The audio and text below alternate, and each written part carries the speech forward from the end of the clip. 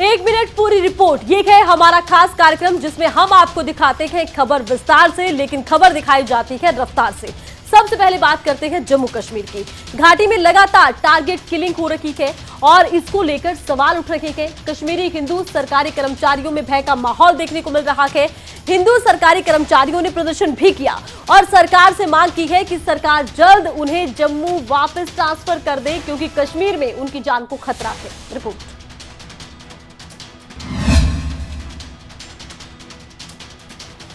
कश्मीर घाटी में लगातार हो रही टारगेट किलिंग से घबराए कश्मीरी हिंदू सरकारी कर्मचारी अब घाटी छोड़कर जम्मू पहुंचे हैं और दोबारा कश्मीर न जाने की बात कह रहे हैं।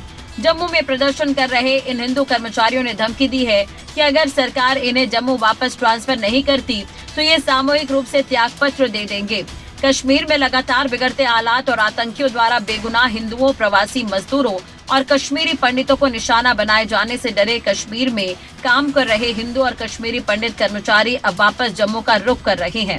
शिक्षिका रजनी बाला की मौत से आहत जम्मू के करीब 4000 सरकारी कर्मचारियों ने कश्मीर घाटी से जम्मू का रुख किया है और लगातार सरकार के खिलाफ प्रदर्शन कर रहे हैं।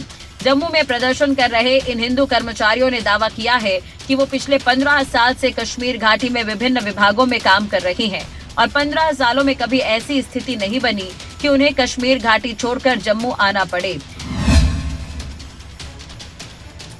जम्मू कश्मीर में लगातार टारगेट किलिंग की खबरें सामने आ रही हैं और इसको लेकर जम्मू कश्मीर में रहने वाले अल्पसंख्यक अब डरे हुए हैं। मांग ये उठ रही है कि जम्मू में इन्हें ट्रांसफर कर दिया जाए, क्योंकि कश्मीर में इनकी जान को खतरा है। खबरों में आगे बढ़ते हैं। प्रधानमंत्री नरेंद्र मोदी ने लखनऊ में यूपी इन्वेस्टर्स समिट की ग्राउंड ब्रेकिंग सेरेमनी में हिस्सा लिया और निवेशकों का आभार जताया है। रिपोर्ट देखिए।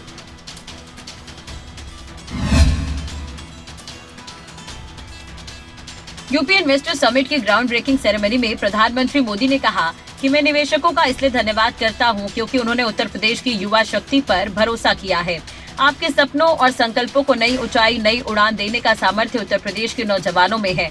उन्होंने कहा कि दुनिया आज जिस भरोसेमंद साथी को तलाश रही है, उस पर खरा उतरने का सामर्थ्य सिर्फ हमारे लोकतांत्रिक भारत के पास है।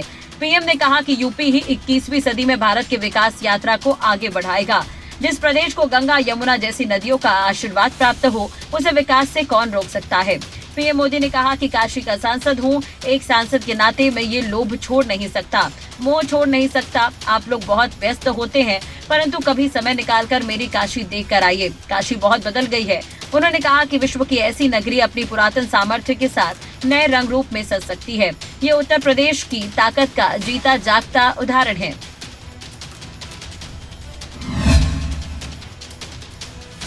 प्रधानमंत्री मोदी की तरफ से काशी का भी जिक्र किया गया और निमंत्रण दिया गया तमाम लोगों को कि काशी घूम कर आइए। खबरों में आगे बढ़ते हैं। हरियाणा निकाय चुनाव को लिए पार्टियां अब तेजी से काम कर रही हैं। इसी कड़ी में अब बीजेपी और आम आदमी पार्टी ने अपने अपने उम्मीदवारों की सूची जारी कर दी है। रिपोर्ट देखिए। हरियाणा में निकाय चुनावों के लिए सियासी पार्टियां अपनी पूरी तैयारी में हैं। बात बीजेपी की करें तो बीजेपी ने हरियाणा में नगर परिषद के लिए अपने उम्मीदवारों का ऐलान कर दिया है, जिसमें कालका से कृष्ण लांबा, कैथल से सुरभि गर्ग, जींद से अनुराधा सैनी, गोहाना से रजनी बिरमानी, हांसी से मीनू सेठी को उम्मीदवार बनाया गया है। तो वहीं नारनौल से संगीता यादव को बीजेपी उम्मीदवार घोषित किया गया है। वहीं नगर पालिकाओं के चेयरमैन पद के लिए भी बीजेपी ने उम्मीदवार घोषित कर दिए हैं। लाडवा से साक्षी खुराना, पिहोवा से आशीष चक्रपाणी, राजौंद से बबीता, सढौरा से शालिनी शर्मा, फिरोजपुर झिरका से मनीष जैन, गन्नौर से अरुण त्यागी उम्मीदवार बनाए गए हैं। कुंडली से शिमला देवी, त्रावड़ी से राजीव नारंग, निसिंग से हिमांशु गोयल को बीजेपी ने अपना उम्मीदवार घोषित किया है। घरौंडा से हैप्पी गुप्ता और असंत से कमलजीत लाडी बीजेपी उम्मीदवार घोषित किए गए हैं। वहीं आम आदमी पार्टी ने भी सोनीपत में गन्नौर और कुंडली नगर पालिका से अपने प्रत्याशी उतारे हैं। यहाँ कुंडली से रोशनी और गन्नौर से सुनीता वाल्मीकि को आम आदमी पार्टी ने टिकट दिया है। तो हरियाणा में निकाय चुनाव को लेकर तमाम पार्टियों की तरफ से कमर कस ली गई है। कांग्रेस सिंबल पर चुनाव नहीं लड़ रही है। बीजेपी जिसकी तरफ से कि पहले एकला चलो का राग अलापा गया, अब जेजेपी के साथ निकाय चुनाव में उतरी है। अगर हम बात कर रहे हैं कांग्रेस की, तो बड़ी बात यह है कि कांग्रेस अब सिंबल पर चुनाव नहीं लड़ रही। आम आदमी पार्टी भी चुनावी ताल ठोक रही है। देखना होगा जनता किस पार्टी पर भरोसा जताती है और किन मुद्दों पर वोट पड़ता है। खबरों में आगे बढ़ते हैं। कांग्रेस विधायक कुलदीप बिश्नोई ने अपनी पार्टी के विधायकों से आह्वान किया कि वो अपनी अंतरात्मा की आवाज को सुने और फिर राज्यसभा के लिए वोट करें। वहीं कैबिनेट मंत्री रणजीत सिंह ने कुलदीप बिश्नोई को लेकर एक बयान दिया है। रिपोर्ट देखिए। राज्यसभा चुनाव हैं और हरियाणा कांग्रेस के सभी विधायक रायपुर में हैं क्योंकि कांग्रेस को क्रॉस वोटिंग की आशंका है। वहीं कांग्रेस विधायक कुलदीप बिश्नोई ने सभी विधायकों को नसीहत दी है कि विधायक अपनी अंतरात्मा की आवाज सुनकर वोट डालें। उन्होंने खुद के लिए कहा कि वो अंतरात्मा की आवाज सुनकर वोट डालेंगे। आपको बता दें कि कुलदीप बिश्नोई रायपुर नहीं गए हैं। वहीं कुलदीप बिश्नोई की इस नसीहत के बाद हरियाणा के कैबिनेट मंत्री रणजीत सिंह ने अपनी प्रतिक्रिया दी और कहा कि हरियाणा के पूर्व सीएम के बेटे कुलदीप बिश्नोई को उनके रुतबे के हिसाब से कांग्रेस में पद नहीं दिया गया। कोई जुटले, जीतेंगे, दोनों सीटें हम जीतेंगे। कांग्रेस कंट्रोल है नहीं, कांग्रेस के एमएलए भाग भाग के कह रहे हैं वोट देंगे। तो किसी से कोई सेनापति नहीं है कांग्रेस का। तो कुलदीप जो है कांग्रेस से सहमत नहीं है। कुलदीप को भजनलाल जी का बेटा है, उसके कद में नहीं रखा जा रहा, उसे नीचा करेंगे कैसे रहेगा। कैबिनेट मंत्री ने दावा करते हुए कहा कि हरियाणा की राज्यसभा सीटों पर बीजेपी उम्मीदवार कृष्णलाल पंवार और कार्तिकेय शर्मा जीत हासिल करेंगे। क्या कांग्रेस में गुटबाजी है? क्या कांग्रेस में नाराजगी है? तमाम तरह के सवाल कुलदीप बिश्नोई की नाराजगी के बाद सामने आ रखे हैं। अब कुलदीप बिश्नोई का जो बयान सामने आया है उसे भी उनकी नाराजगी से जोड़कर देखा जा रहा है। खबरों में आगे बढ़ते हैं। विश्व साइकिल दिवस के मौके पर कुरुक्षेत्र में साइकिल रैली का आयोजन किया गया और साइकिल रैली में युवाओं ने बड़ी संख्या में हिस्सा लिया है। 1 मिनट की पूरी रिपोर्ट देखिए। नेहरू युवा केंद्र ने कुरुक्षेत्र में विश्व साइकिल दिवस पर साइकिल रैली निकाली। रैली 8 किलोमीटर की थी। साइकिल रैली को अतिरिक्त उपायुक्त अखिल पिलानी ने हरी झंडी दिखाकर रवाना किया। इस रैली को लेकर युवाओं में काफी जोश भी देखने को मिला। कुरुक्षेत्र में शाहबाद में हॉकी के मैचेस किए जाएंगे 6 से 13 तारीख को, तो उसकी पूरी तैयारी है। शाहबाद में विजिट कर लिया गया है, सब जो एजेंसीज हैं उनको एंगेज कर लिया गया है। तो पूरी कोऑर्डिनेशन के साथ बहुत ही अच्छी गेम्स होंगे। द्रोणाचार्य स्टेडियम में कुरुक्षेत्र में कुछ कार्यक्रम होंगे? नहीं, खेलो इंडिया का कार्यक्रम नहीं है, वो वैसे नॉर्मल जो एक्टिविटीज चलती है वहाँ वो चलेंगे।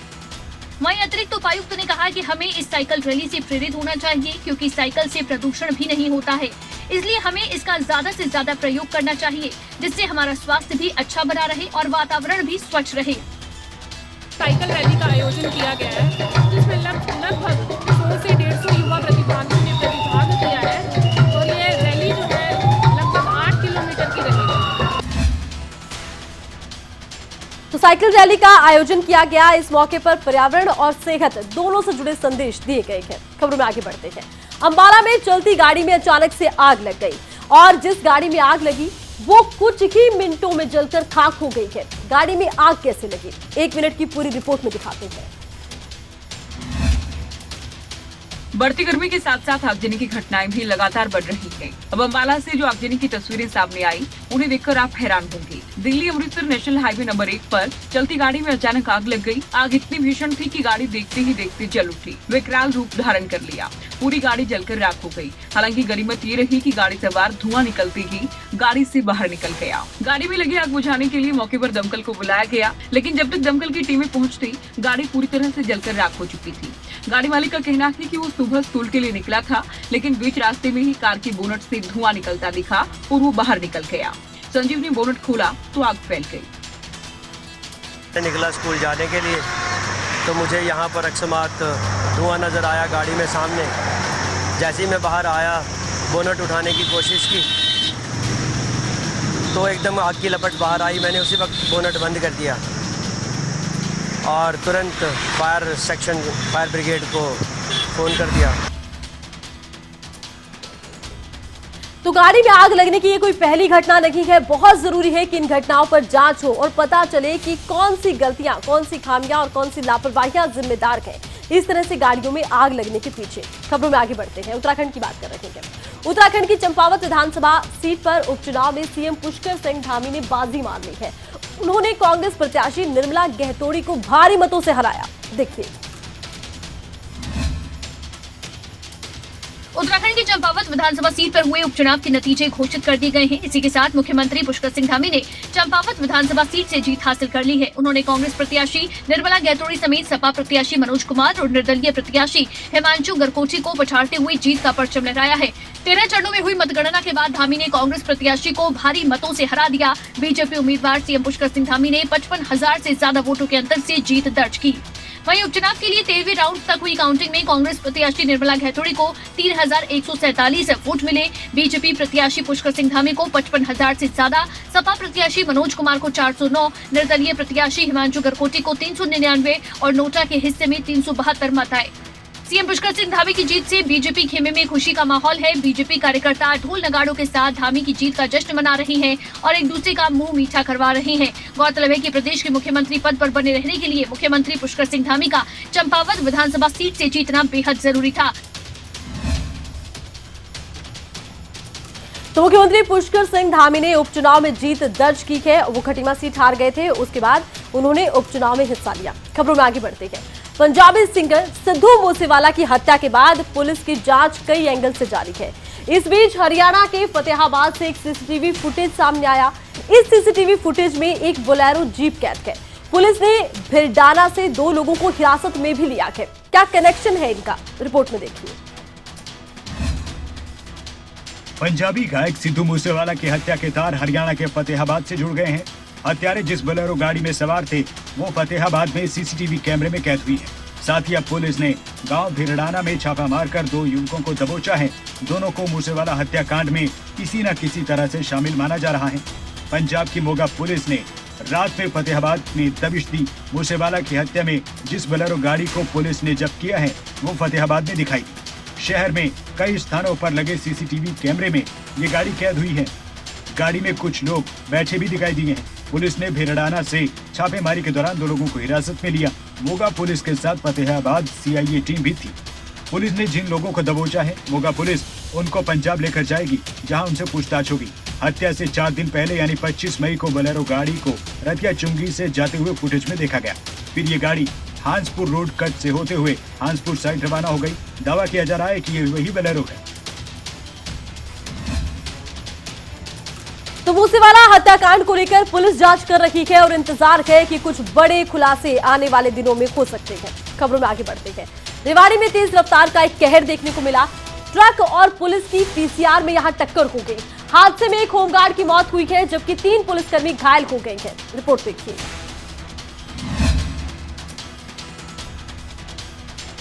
रेवाड़ी में तेज रफ्तार का कहर देखने को मिला है। बावल में नेशनल हाईवे नंबर 48 पर चांदुआज से ओढ़ी कट के बीच बावल थाना पीसीआर 5 नंबर चालान काट रही थी। इसी दौरान पीछे से ट्राले ने टक्कर मार दी। टक्कर इतनी जोरदार थी कि हादसे में एक होमगार्ड की मौत हो गई, जबकि 3 पुलिस वाले घायल हुए हैं।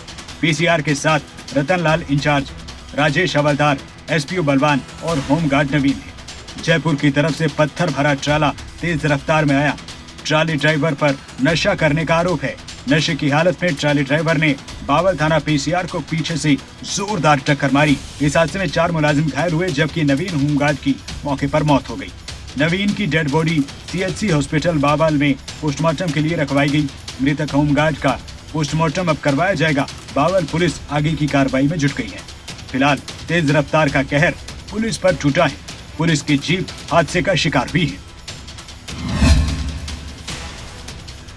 सड़क पर अक्सर देखा जाता है कि तेज रफ्तार हादसों का सबब बनती है। रोड पर गलती किसी की होती है, लापरवाही किसी की होती है, खामियाजा किसी को भुगतना पड़ता है। खबरों में आगे बढ़ते हैं। करनाल के गांव में दिन दहाड़े व्यक्ति की हत्या कर दी गई। मामला जमीन के विवाद से जुड़ा बताया जा रहा है। पुलिस मामले में फिलहाल जांच कर रही है। 1 मिनट की पूरी रिपोर्ट देखिए। करनाल के गांव संधीर में जमीनी विवाद को लेकर कुल्हाड़ी से शीशपाल नाम के एक शख्स की दिन दहाड़े हत्या कर दी गई। ये घटना सुबह की बताई जा रही है। इसकी सूचना घर वालों को आसपास के लोगों ने दी। जैसे ही घर वाले खेत में पहुंचे तो उन्हें शीशपाल गंभीर हालत में दिखा। उसे तुरंत अस्पताल ले जाया गया, जहां इलाज के दौरान शीशपाल की मौत हो गई। मौत के बाद परिवार में मातम छा गया। परिवार ने बताया कि मामला जमीन का है। शीशपाल सुबह खेतों में घूमने फिरने गए थे और इसी दौरान पड़ोसियों ने कुल्हाड़ी से हमला कर दिया। जमीन गई जिससे उसके ताऊ चाचे बाना बजे इस करके उन्हें तो सुबह खेतों में आए थे? हाँ, सुबह 5-6 बजे से आए थे। क्या नाम है भाई का? शीशपाल है जी। और किस चीज़ से मारा जी? कुवाड़िए से मारे जी। तो आपको कैसे पता चला? जिद्दू बंदा कोई आया था, उसको रुक कर मारे, उन्होंने वो गाँव में गया। आपको बता दें कि फिलहाल आरोपी फरार है। पुलिस मामले की तफ्तीश में जुटी है। पुलिस ने हमले में प्रयोग की गई कुल्हाड़ी को भी अपने कब्जे में ले लिया है और शिकायत दर्ज करके जांच शुरू कर दी है। तो जमीन विवाद से जुड़ा ये मामला है और आरोप जिन पर लग रहे हैं वो भी रिश्तेदार बताए जा रहे हैं। पुलिस जांच कर रही है। खबरों में आगे बढ़ते हैं। दिल्ली और आसपास के क्षेत्रों में मानव अंगों की तस्करी करने के मामले में दिल्ली पुलिस और स्वास्थ्य विभाग की टीम ने संयुक्त कार्रवाई की। ये कार्रवाई गोहाना शहर में एक निजी हॉस्पिटल में की गई है। पूरा मामला क्या है आपको दिखाते हैं 1 मिनट की पूरी रिपोर्ट में। दिल्ली के रहने वाले एक शख्स ने पुलिस को शिकायत दी थी कि गोहाना स्थित एक निजी अस्पताल में किडनी ट्रांसप्लांट का धंधा चलता है। किडनी बदलने के नाम पर लाखों रुपए लोगों से ऐंठे जाते हैं। इसी सूचना के आधार पर दिल्ली पुलिस ने हॉस्पिटल पर रेड मारी। दिल्ली पुलिस और स्वास्थ्य विभाग की कार्रवाई तकरीबन 5 से 6 घंटे तक चली। इस दौरान दिल्ली पुलिस और स्वास्थ्य विभाग की टीम ने कई सबूत इकट्ठे किए और अपने साथ ले गए। वहीं स्थानीय पुलिस ने दिल्ली से आई टीम को सुरक्षा मुहैया करवाई। बताया जा रहा है कि यहाँ से दिल्ली कुछ ही दूरी पर होने की वजह से यहाँ दिल्ली से डॉक्टर्स आकर किडनी निकालने और डालने का काम करते थे। इस मामले में दिल्ली पुलिस कार्रवाई कर रही है। श्री रामचंद्रा हॉस्पिटल है पानीपत रोड गोहाना पर, वहाँ पर अपनी तफ्तीश की थी और वहाँ से जो भी इंस्ट्रूमेंट है मानव तस्करी के वो लेके गए थे। बहरहाल इस मामले की सच्चाई क्या है ये तो जांच रिपोर्ट आने के बाद ही पता चल पाएगा और ये भी पता चल पाएगा कि कब से इस काम को अंजाम दिया जा रहा था। न्यूज डेस्क खबर अभी तक।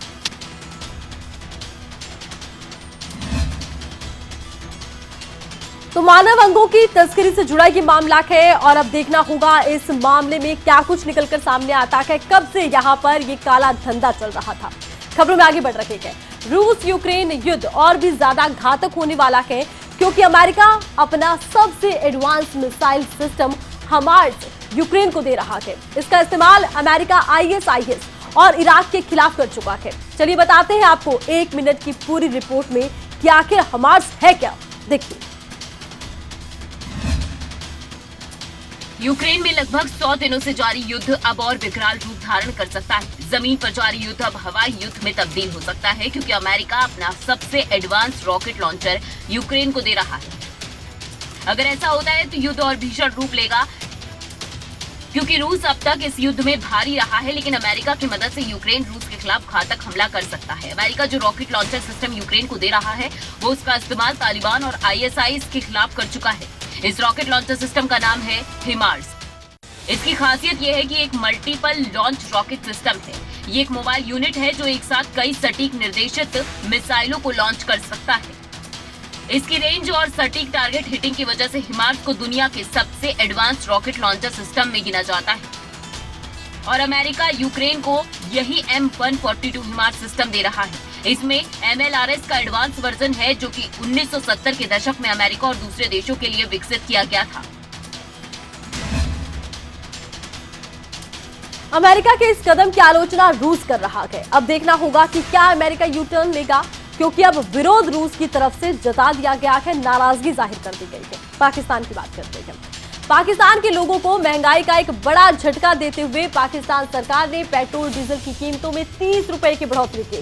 पाकिस्तान में नई कीमतों ने दोहरा शतक लगा दिया है। हैरान करने वाली बात यह है कि पाकिस्तान में एक हफ्ते में दूसरी बार कीमतों में उछाल दर्ज किया गया है। 1 मिनट पूरी रिपोर्ट देखिए। पाकिस्तान में पेट्रोल, डीजल और केरोसिन के दाम 30 रुपए प्रति लीटर बढ़ा दिए गए हैं। फाइनेंस मिनिस्टर मिफ्ता इस्माइल ने गुरुवार रात कहा, सरकार के पास इसके अलावा कोई चारा नहीं। हमें IMF की शर्तों को भी पूरा करना है और मुल्क के हित को भी देखना है। खास बात यह है कि सिर्फ 6 दिन पहले पाकिस्तान में फ्यूल के रेट्स 30 रुपए प्रति लीटर बढ़ाए गए थे। पेट्रोल, डीजल और केरोसिन के साथ बिजली भी जबरदस्त झटका देने जा रही है। National electric power regulatory authority ने भी ऐलान किया है कि अगले महीने से बिजली 7 रुपए 91 पैसे प्रति यूनिट महंगी की जा रही है। अब 1 यूनिट की बिजली के लिए 24 रुपए 82 पैसे देने होंगे। वहीं पेट्रोल की कीमतें बढ़ने से सभी चीजों की कीमतों में असर देखने को मिलता है, लेकिन पाकिस्तान के वित्त मंत्री ने दावा किया है कि वो बाकी चीजों की कीमतों को स्थिर रखना सुनिश्चित करेंगे। उन्होंने कहा है कि सरकार ये सुनिश्चित करेगी कि गेहूं की कीमतें 70 रुपए प्रति किलो और 40 रुपए प्रति किलो पर बनी रहे। इससे पहले भी कीमतों की बढ़ोतरी हुई थी, जिसके बाद PM शहबाज शरीफ ने महंगाई का ठीकरा इमरान खान पर फोड़ा था।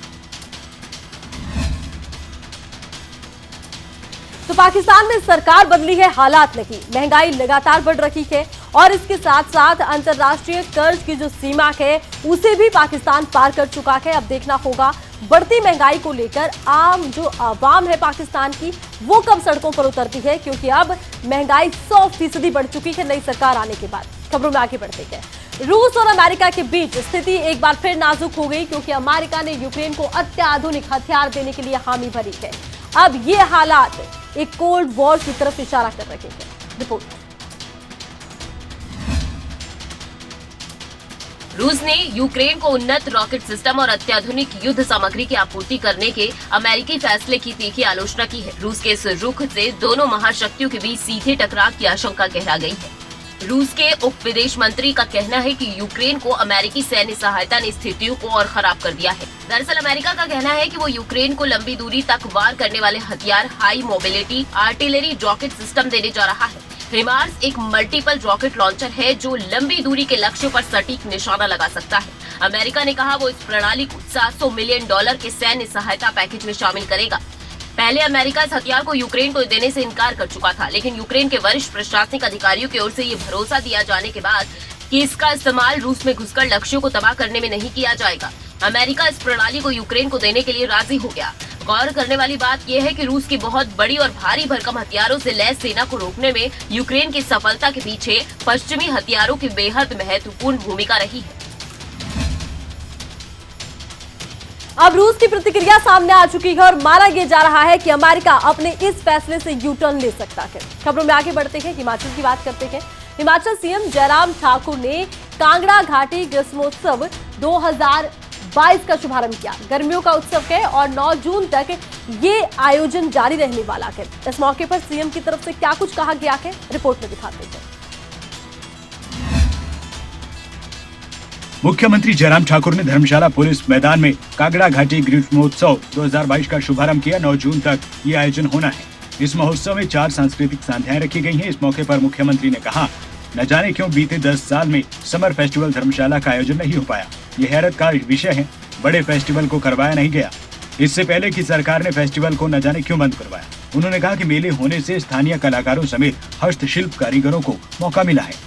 मुख्यमंत्री ने कहा कि 1 दशक के बाद धर्मशाला में ग्रीष्मोत्सव के आयोजन से कांगड़ा घाटी में पर्यटन को बढ़ावा देने की दिशा में एक सराहनीय कदम है। महोत्सव के दौरान कलाकारों को अपनी प्रतिभा प्रदर्शन करने का मौका मिलेगा।